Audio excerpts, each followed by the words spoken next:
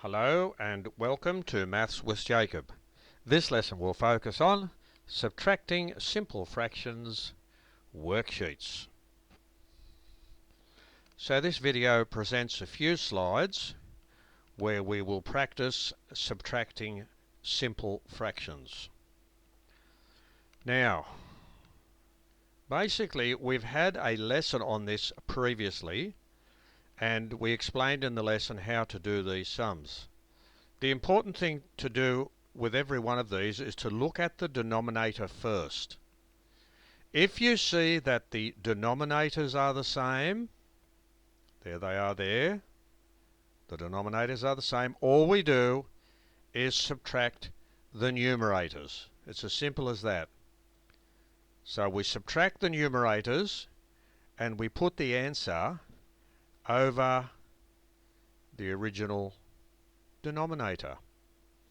Now, if the fraction can be simplified, then we do that. Now, by that I mean something like this. I'll just give you a simple example. Say we've got a fraction which is 8 over 12. Now we can see straight away that this fraction can be simplified because 4 divides into the numerator and 4 divides into the denominator.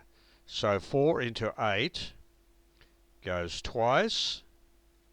4 into 12 goes 3 times. So that's how you simplify that fraction. That's what I mean. If it's possible to simplify the fraction, then do so. So all these are exactly the same. We're subtracting the fractions, and if the denominators are the same, just subtract the numerators. Now, if you need some extra help on this, or just a refresher course, at the end of this video there is a link and it will take you to the lesson which is specifically on this topic.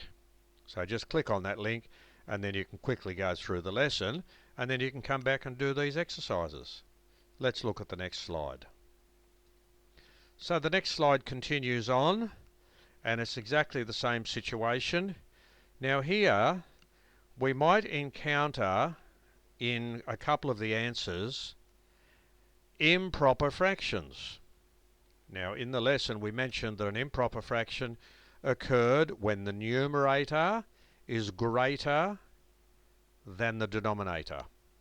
If that's the case, then go through the process which I outlined in the lesson, where you change the improper fraction into a mixed number or a mixed fraction.